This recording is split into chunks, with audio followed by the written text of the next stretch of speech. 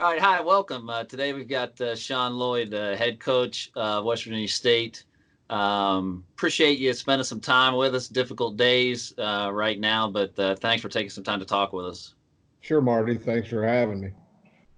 So obviously, kind of strange days right now with what's happening with the virus and how it's impacting the sports world. But I wanted to take a little bit of time and talk about how that's impacting current recruiting and what players should be doing and that kind of thing. But before we get there, tell me a little bit about West Virginia State baseball. Well, we're in the Mountain East Conference. We're an NCAA Division II institution. We're one of the charter members of the Mountain East Conference. Before that, we were in the West Virginia Intercollegiate Athletic Conference. We've been playing baseball for a long time, have a good history, and we're just trying to continue to do the things the program's always been able to do. Awesome. Tell me a little bit about your background. I know you've been there for quite some time. How did you get involved? Where'd you play? What's your playing background, and how'd you get involved in coaching? Well, I went to Braxton County High School in West Virginia, and then came to West Virginia State and was a member of the team. I went to Fairmont State for a semester, and then transferred to State. Then, when I was finished playing, uh, Coach Bailey had asked me to help him for a semester because my intentions were to finish up my teaching degree and go back to Braxton County and get a teaching job and kind of settle down there. But once I got into the college coaching thing and had more time to spend with Coach Bailey, not as a player but more as a as an assistant coach. I got the bug, so to speak, and just decided that being a college baseball coach was kind of my objective now. And you know I'm part of that group of guys from the early '90s when we were coming up to the college level to be coaches. It was a little bit different than it is today because we most of us coached under these old school hard tough guys, and we had to do a lot of entry level jobs as we worked our way up. And Coach Bailey gave me my job description the day that he hired me. My job description was I had to do everything he didn't want to do, and He's a legend. because yeah, and but because of that, I got a lot of autonomy as I matured a little bit, and the trust uh, became evident from his part, and we had a good relationship, and I coached with him for 20 years, but I was 21 when I started, so my first week as an assistant coach for him, he said, "You're going to coach the hitters, you're going to coach third base during the games, and you're going to be the catching and infield instructor. So have at it. You better figure out how to do it." Yes, And sir. that was my instruction. And he gave me a box full of books and videos, and we went to all the ABCA conventions and the speakers and whatnot. And you know, the guys from our era, the guys that started back then. I mean, we read a lot, and we had notes, and we called each other all the time. So it's a little bit different way of going about it than it is today. Of course, there weren't as many you know, computer based technology in terms of the sabermetrics and all that. That stuff just wasn't popular. Launch angle and spin rate was, back then, if a guy had a good curveball, we assumed that it spun a lot. And we didn't really care about exit velo because, he hit it hard.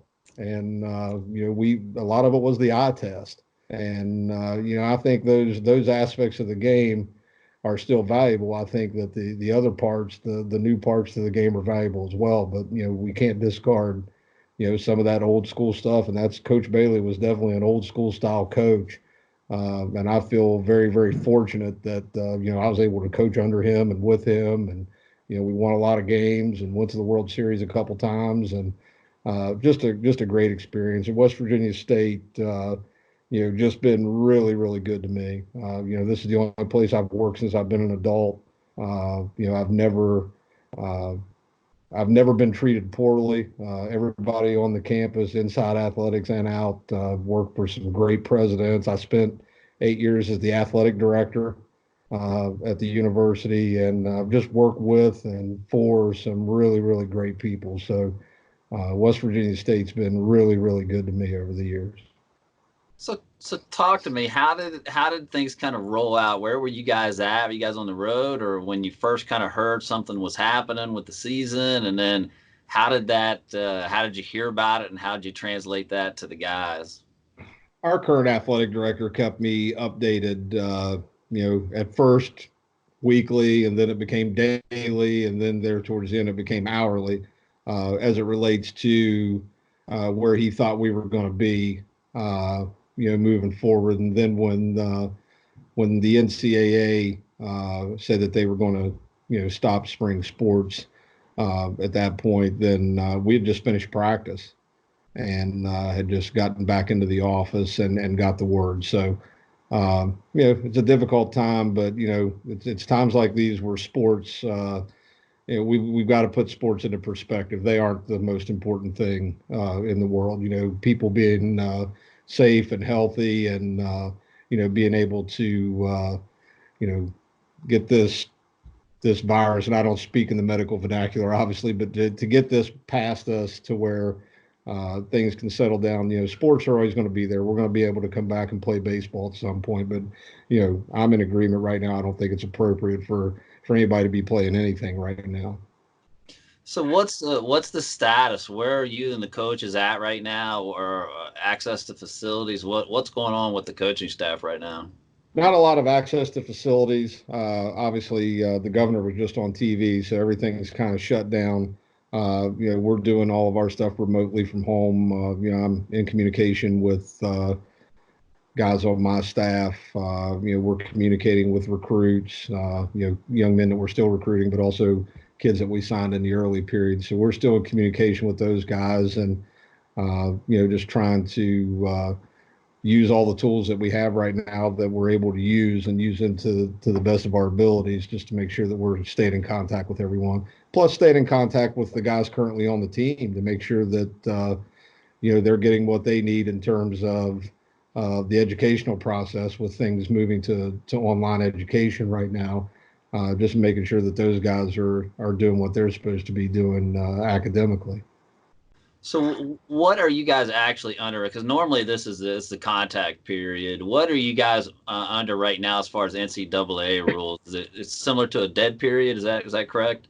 It is. We can contact them by phone or text or email, but right now we cannot have any in-person contact. We can't go out and see a kid, and we can't have anybody to campus right now.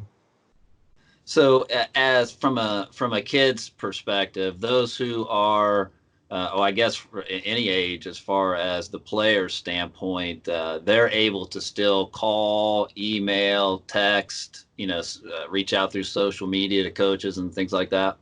Absolutely. On my email today, I think I had a half dozen contacts today, new kids that I wasn't aware of, that had, sent me information and some video and stuff like that. So I know kids are still actively out there marketing themselves, or have somebody on their behalf marketing for them.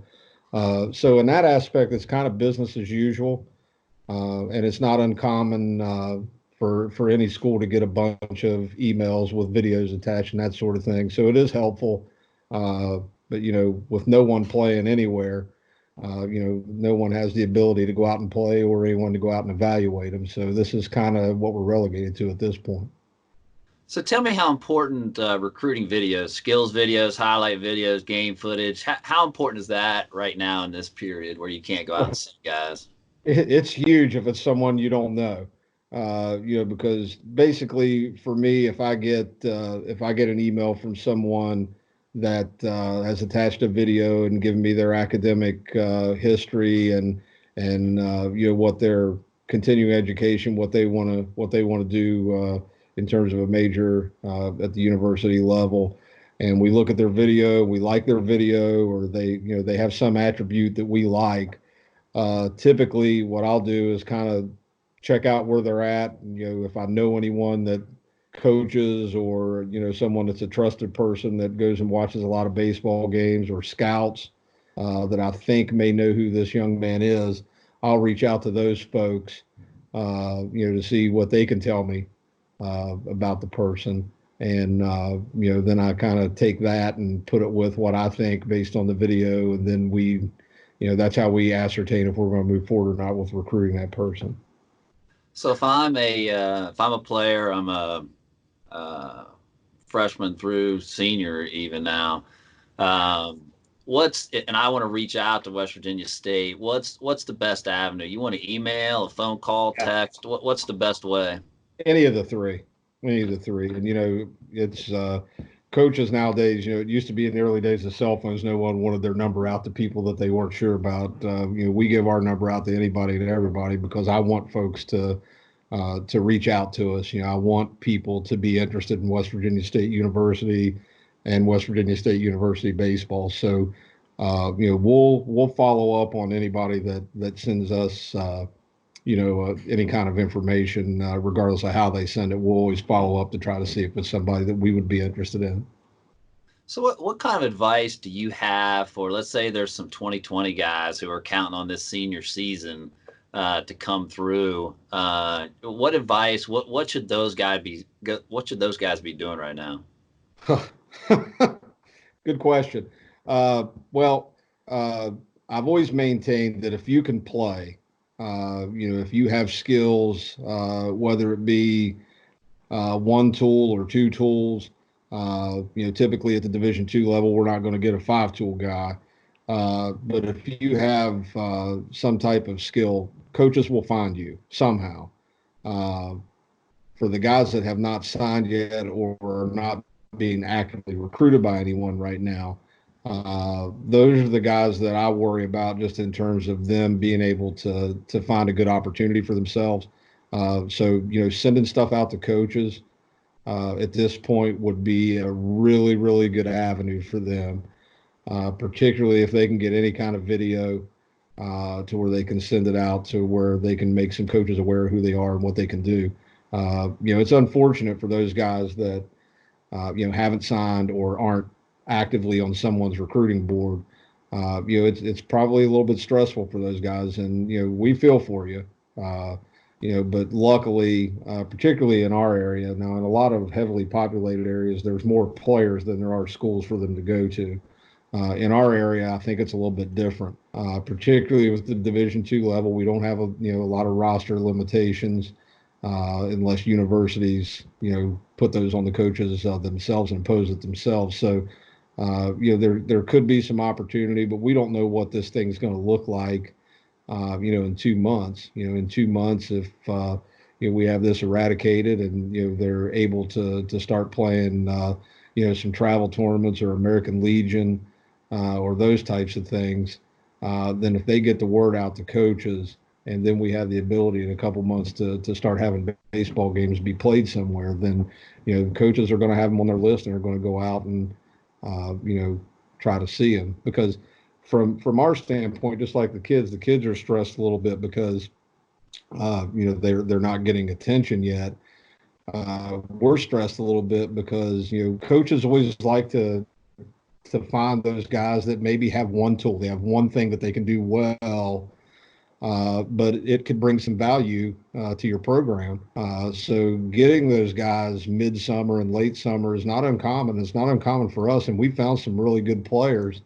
They weren't really good players when we first got them, but they developed into having a role by their second or third year at the school and been very, very helpful and integral parts of the program. So we're just as concerned as they are about finding guys. So I think that the supply and the demand could match up if in a couple months we're able to play.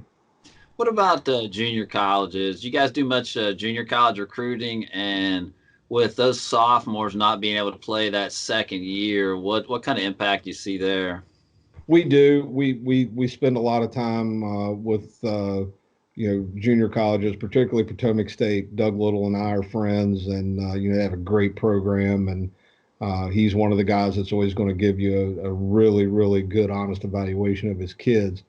For us, typically any kind of junior college player that we're very, very interested in. and it's someone that we think we may want to give some type of scholarship money to, we've already been in contact and seen those guys probably in the fall, because you've got to get on those guys quick because they're going to be in demand. There's going to be more than one school looking at them. So from the junior college standpoint, there's probably going to be a few guys hanging out there that we're still going to be looking at. But as a whole, most of the guys that from the junior college ranks that we've been in contact with, that happened, way back in the fall, prior to any of us even playing fall games. What about those 23, 22s, 21s? They got a little bit of time left. What kind of advice do you have for them? Patience, maybe? Yeah, I think so because I think at some point we're gonna get through this situation with the coronavirus, and I think that things are going to slowly get back to normal. It may not for the 21s; they may be the last group affected, but I just continue to for those kids, if you have a place to work out, continue to work out and improve your skills and stay healthy. And the 21s may want to start sending some video and contacting some schools that they're interested in. Just there's so much unknown right now. And not being a healthcare expert or a politician, I don't know what's good, solid advice. I'm just speaking in terms of what I would do if I were in their situation. So. Sure. So what's it like not being at the field at noon and BP and infield at 1:15? What's it like? It's terrible. It's there's no baseball coaches and players by and large were type A personality, highly competitive people, and when you don't have anything to compete against, it's rough. It's from a selfish standpoint, I know Saturday and Sunday, I'd look at the clock and I'd be like, okay, it's 10:30. Well, we'd be taking BP right now, and then it's 11:40. We would be starting IO right now, and well, we'd probably be in the third inning right now, and it's just a multitude of thoughts go through your head. But it's we're home for a good reason. We're home because it's a very serious situation. So it makes it a little more palatable for me. But just the only child, type A, selfish, spoiled, rotten personality. It's terrible. It's miserable, and my three daughters are already tired of me because they're not used to having me home like this. I think my dogs are even tired of me at this point. So I've not been an easy person to be holed up with at this point. Thanks, Coach. I appreciate you spending some time. Sean Loyd, West Virginia State University. Thank you for spending some time with us today. Thank you, Marty, and we really appreciate everything you do for amateur baseball in our area. It's an honor to talk with you, and hopefully I get a chance to have you on campus and meet you in person, and you get to come down and see some of the things we're doing. West Virginia State, new turf infield coming. So yeah, can't wait. Hey, yeah, Coach, absolutely. thanks for your time. All right, Marty, thank you.